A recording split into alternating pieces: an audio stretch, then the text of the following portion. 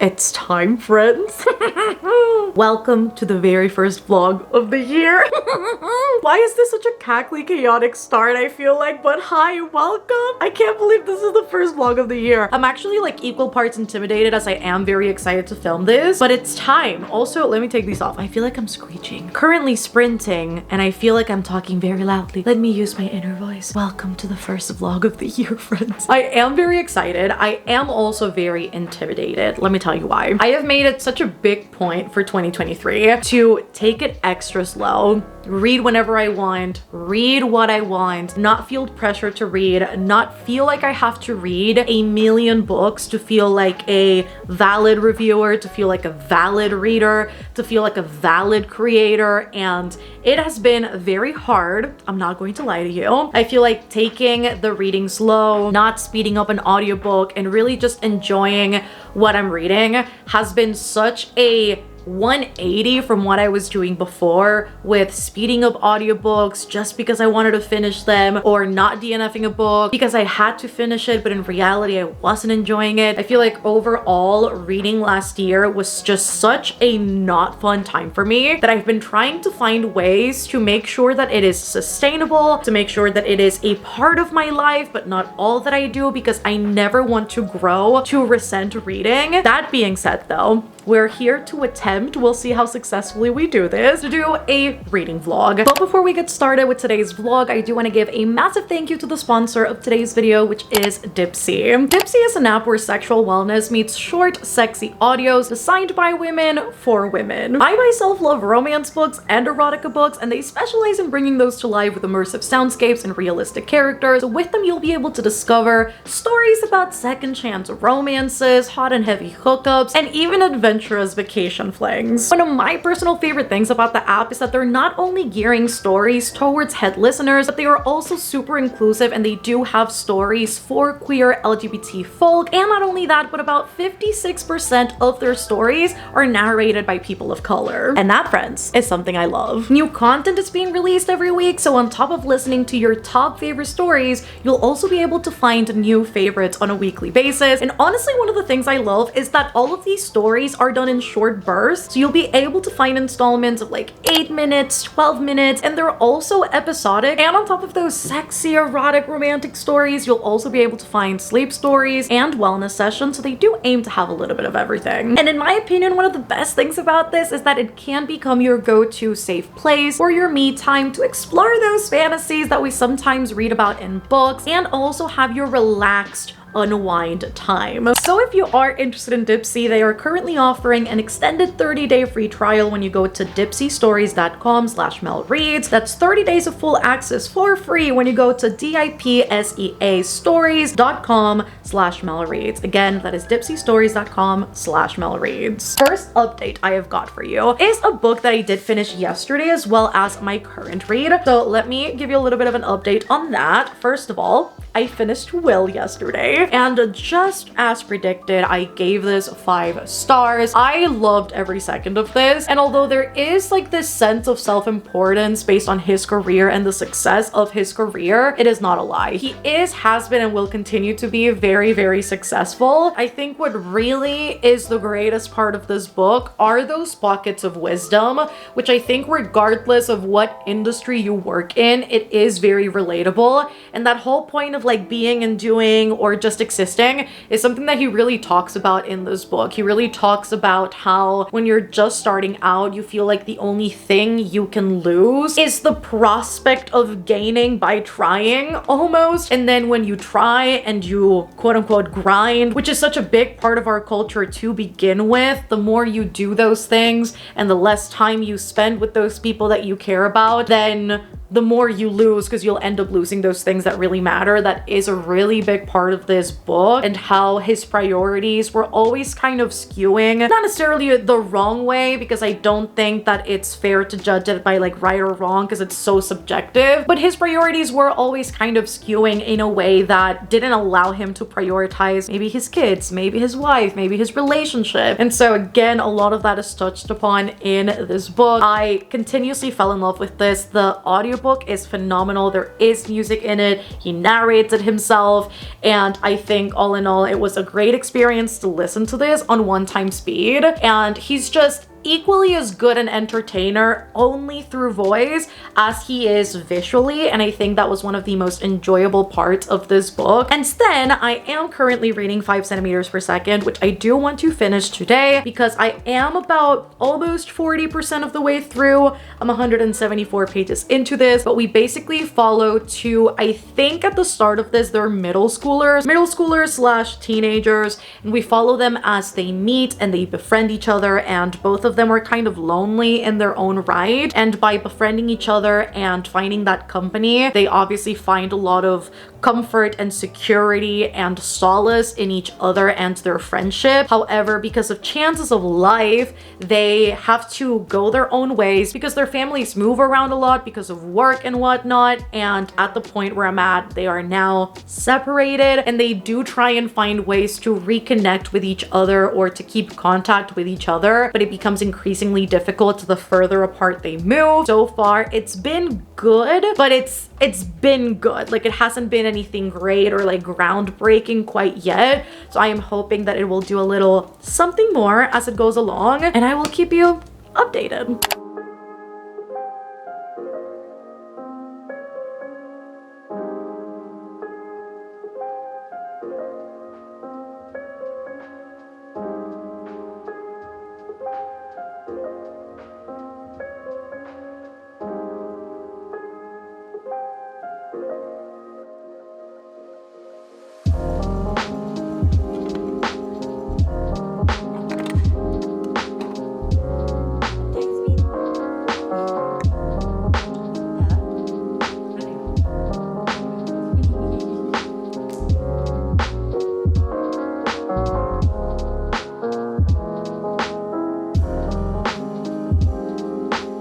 I am sure that this is going to be the most random thing in this entire vlog. However, I was craving a raspado so much, which is basically, depending on where you are, they call it hielo loco, raspado. I've seen people call them malteadas. It's basically ice with syrup and then condensed milk, and it's the best thing ever. I haven't had raspado in so long, and I just found a place that delivers it. And I was like, am I about to buy glorified ice? Yes.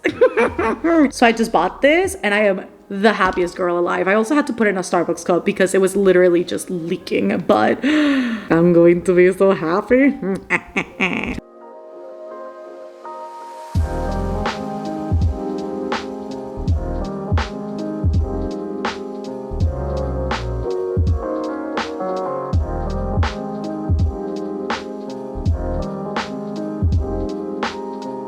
Good morning, friends, and happy Sunday to me, or to you if you're watching this on a Sunday. Could be a vibe. However, I have some reading updates for you before I head on over to eat breakfast. It's waiting over there for me, and I also have to finish making my coffee. However, I finished 5 centimeters per second, and I was hoping that this would be a 5-star read, that I would love this. I think the premise just kind of spoke to me as far as two individuals who, again, sought each other out for comfort and solace, and they ended up understanding each other in ways that maybe other people didn't at the time. And then at the time that they get separated because of life, there aren't any cell phones or like computers that they can use to communicate back and forth with each other, so they are only relying on letters to do so. And I think that, combined with the feeling of loneliness both characters are feeling and that yearning to meet each other again, that to me was so interesting. However, this felt so immensely disjointed in a way that sometimes, if not most times, it was very hard to differentiate exactly what age they were, what timeline we were in, and like what the landscape of each other's lives were. I was also immensely disappointed at the fact that we only see Tono's perspective in this, and we don't see the girl's perspective. We only see her at the beginning and again when they're trying to connect with each other, but as his life goes along, we don't see her perspective. We don't see exactly what she is dealing with, what she's struggling with. And just based on how this ended, I do think that there is another installment to this, but I really wish that we would have gotten those alternating POVs so that we could understand what each of them were going through separately and how much they were actually yearning for each other, because we do see how not seeing her deeply affects Tono, like the fact that they are not able to communicate, send emails, talk on the phone, send letters, and the fact that they have grown further and further apart, it deeply affects his relationships and the way that he involves himself or not romantically. So I really wish that there would have been more depth to that things would have been explained better, and that we would have gotten to see her perspective as well. And so very disappointed in the fact that this is being rated so low, but there's nothing to do there. And now that I have finished that, I just got the audiobook because I am really struggling through this reread, but I have to finish Ninth House by Wednesday because it is a book club pick for Le Fantasma, which is a second book club I host with Liv over on Patreon. And the reason why we're reading this is because obviously Hellbent just came out in January, so we were hoping to do like a little refresh. And also for people who had not read Ninth House but would want to read Hellbent so that they could get through the two books back to back. But I think I'm starting to realize more and more as I attempt to reread books that I am just not a reread focused type of person. Every time I try, it either takes me a year to get through the reread or I have to do it very, very fast, because if not, I very quickly lose interest. And I think it's just very interesting. This one though, I am 100 pages in and I'm just struggling. It's like I'm liking it, but I think this book's fatal flaw so far is the fact that it relies so heavily on readers already knowing certain terms, already knowing what certain things mean, and it's not really building the world of Lethe very well, or as well as I remembered it doing it. It's sort of confusing. It jumps around the place when it comes to the world building, and it's also very info dumpy without really saying anything at times, and so I am really struggling. But I got the audiobook in hopes that by listening to that, I will be able to get through the book by Wednesday. We'll see what happens, but I am going to be reading this today.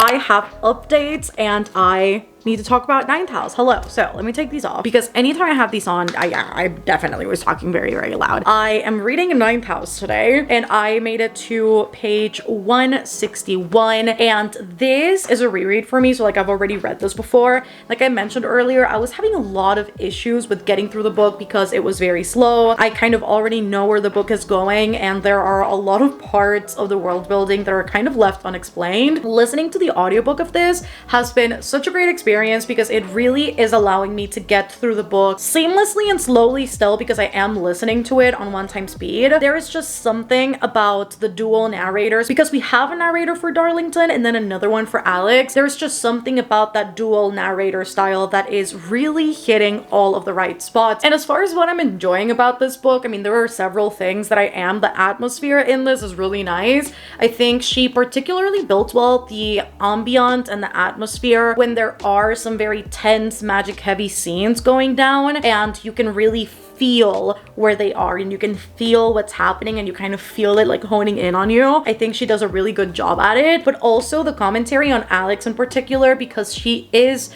not white, she is biracial. We get to see a lot of that commentary on how the system is broken and the people running the system a lot of the time don't really take care of minority groups and kind of look at them only when there is something to profit off of or something to benefit from by helping them. And I think Alex as a main character is a testament of that. We see her kind of go ignored throughout the entirety of her life. Even when allegations have been brought up by Alex, people don't believe her, and whether that people don't believe her because of the age she was or because of how she looks, and she is not white passing nor white presenting. She had a really rough childhood and we don't really see a turnaround of that up until she goes to Yale in order to be a part of Lethe and the secret societies and help run it, because she was born with the ability of seeing ghosts and they can really benefit from that. And now that I'm listening to the audiobook, we are fully in reread mode, which is great. We have got a cat stealing a chair. Hi, Veen. She's literally just staring at this. This is what she's staring at. Literally, look at that. She is so hyper-focused. No, the paw. Anyways, that being said, I do have dishes to get done. So, going to get the dishes washed, because there's quite a bit of them, as I listen to the audiobook, which I think will be an amazing experience. And my best friend is literally on her way because today is Sunday, which means Last of Us Day, and I'm very excited. We're watching episodes 3 and 4 today, and we're going to order some food, and it's going to be a really cozy and nice time. So I'm very excited.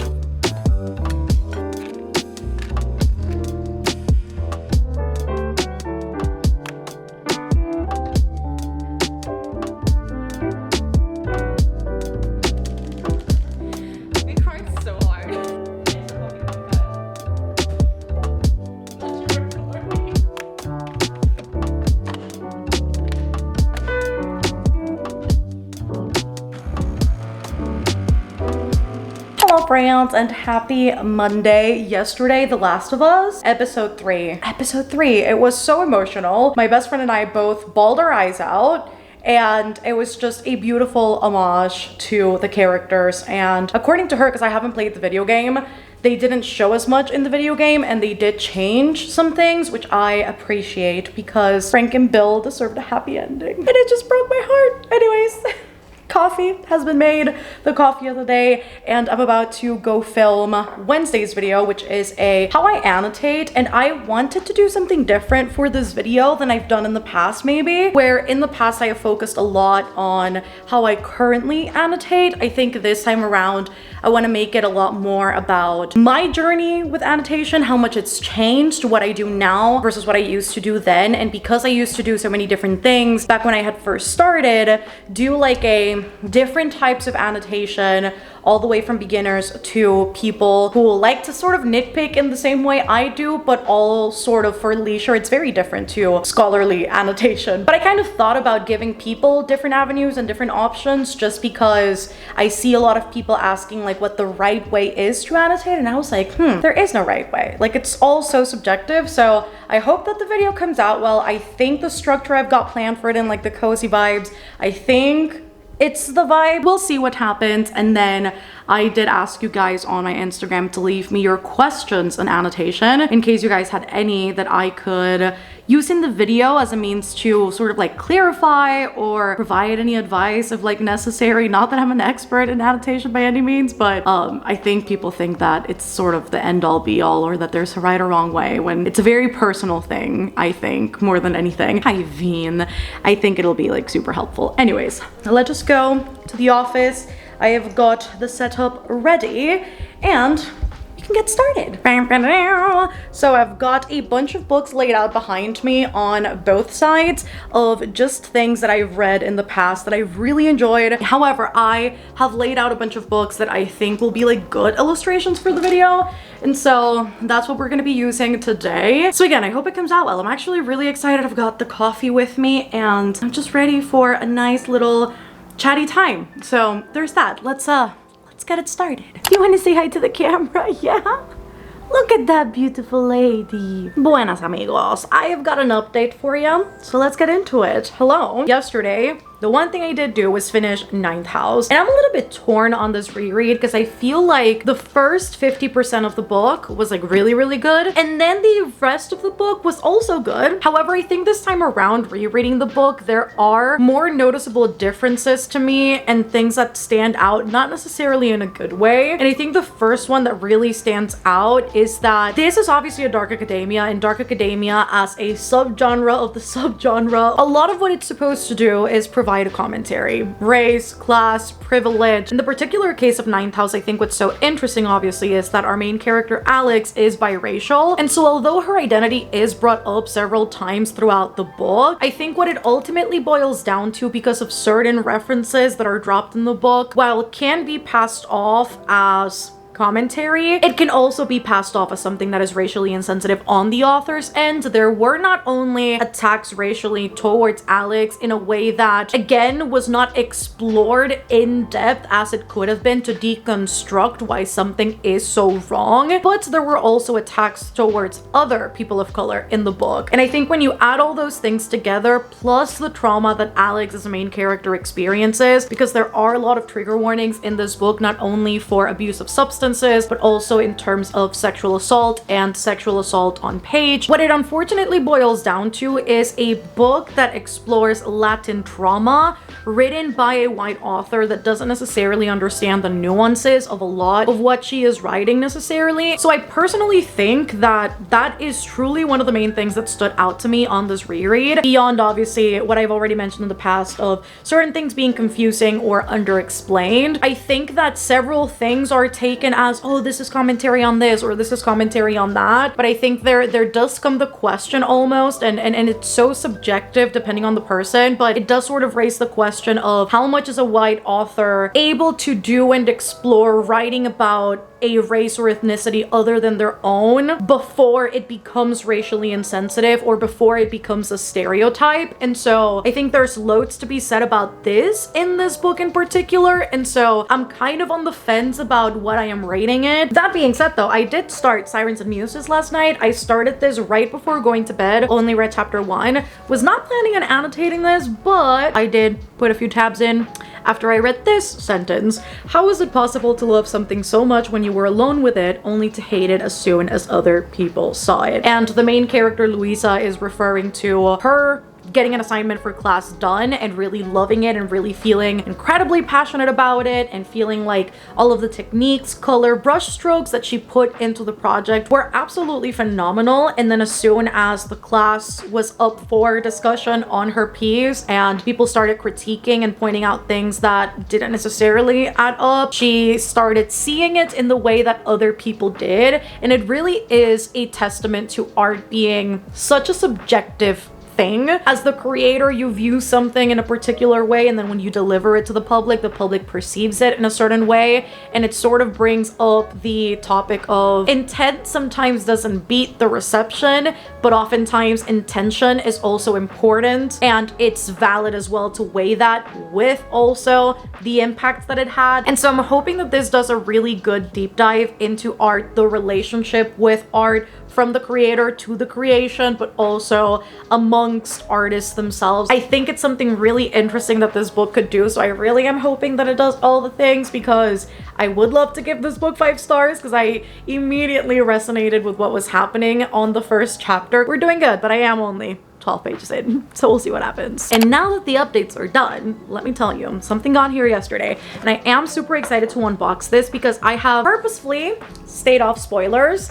I backed the Kickstarter last year for Brandon Sanderson, which is a project that he embarked on his own with, obviously with his team, and you basically get 4 new books that are either connected to the Cosmere or stand on their own. And the design for these for the Kickstarter are exclusive to the Kickstarter, so they'll be like nice leather bounds and like have illustrations and stuff. And these are rolling out like every 4 months for the people who backs the campaign. I need to open this. I do know the title. It's the only thing I know, which is Tress of the Emerald Sea. Okay, I'm scared. I don't want anything to fall on the ground. Does it have fluffies or anything that the cats could eat?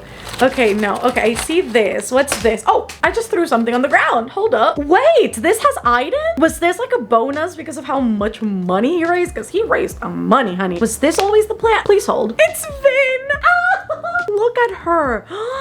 This is so, look at me with a booty guru pose. Hello. This is literally so pretty. Vin. Bubba's, it's you. It's you, Vin. You're the pin. She's like, what the fuck are you talking about? Anyways, there's the pin. Very cute. I was not expecting that. And this is also like really freaking heavy.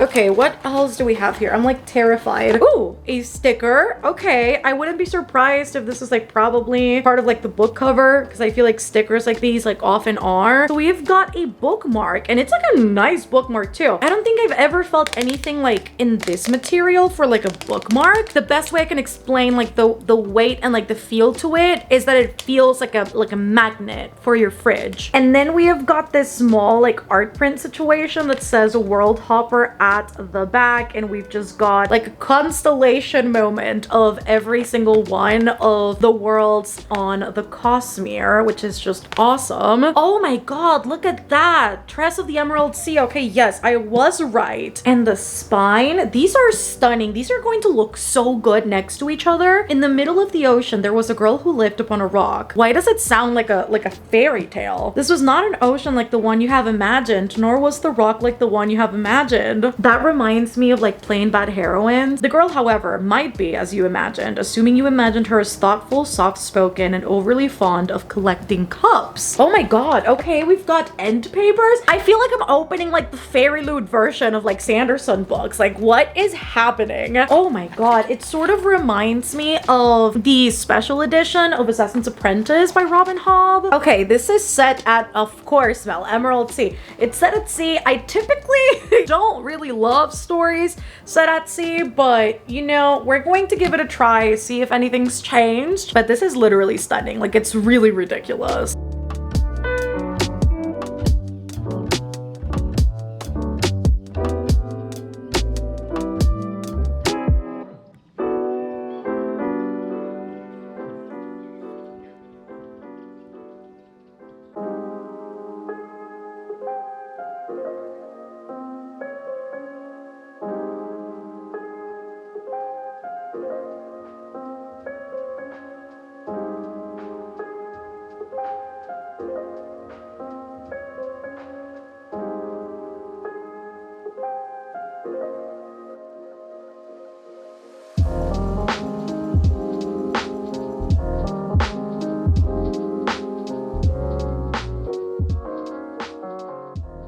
And we've reached the end of this one, friends. I have been reviewing footage, and unfortunately, a lot of what I recorded was corrupted by my microphone. I have officially ordered a new one, but apparently my microphone has been capturing radio frequencies, and although it doesn't do it that often, it did it for a lot of what I have filmed and vlogged so far in February, which is a shame, because that means that there will be loads of clips that I won't be able to use for this. However, that being said, before we close this out and we start a new vlog, I'm so excited. I started Every Heart a Doorway by Shannon Maguire. I started listening to the audiobook. This is one of my 23 books to read in 2023. And we essentially follow Nancy, who is one of the kids that went through a magical door to another realm. And she most recently came back, and sort of against her will, she really didn't want to come back to the regular world. And now she yearns to go back to what she calls home. And essentially the story goes from there, and it'll alter the course of all things they've known. I love how Shannon Maguire is consistently able to capture the human emotion as well as she does. Truly and genuinely, for such a short book, I think that immediately, or at least for me with the audio, it was so easy to connect to Nancy on an emotional level. And even though obviously there is almost no point of relatability because of what she is yearning for, feel her sadness. I have wanted to cry so many times in this book just because of how discouraged she almost feels at times, because she cannot go back to that thing that she loves and finds comfort in. I also think though that Eleanor West's house, which is for kids like Nancy who disappeared and now have come back, and you know, they come back with their quirks, like they're not as they were before they left. Now they are sort of impacted and influenced by that world that they visited. The fact that she is now surrounded by all of these different kids and all of these different people who were also under the same experience, maybe not to the exact extent of her own personal one, but in the same realm, obviously. I think that the concept of that alone is amazing. And two, I hope that Nancy can find some good comfort on that, with that, in that, as the story goes along, because it really does break my heart. I think how alone she feels, even though she is surrounded by people who probably understand her a lot better than people in her life do. And so it's a beautiful book so far. I am really enjoying it. Though that's to nobody's surprise because it's Sean Maguire. And yes, that's kind of it, friends. I hope that you guys enjoyed this little vlog to start out the year with. Again, I'm trying to not pressure myself to not only not force myself to read when I don't feel like it for vlogs, but also kind of get over this feeling that if I don't read enough books or I don't update enough, then like the vlog is not worthy to go up. So I hope that you guys enjoyed this. If you did, don't forget to give it a thumbs up down below. Comment down below what you've been reading for this past week. I think I am super interested to see what you guys have been reading so far this year. So do let a girl know down in the comments. Don't forget to subscribe if you haven't done so already. I am always uploading content like this that I am sure you won't want to miss. If you want to support the channel further, I do have a Patreon. It's always linked down below. And we now have a podcast, the Talk and Talk podcast, so you can subscribe and follow the pod on Spotify and Apple Podcasts. So I will also start leaving that linked in all of my videos. Love you guys so much, and I shall see you on the next one. Bye, guys.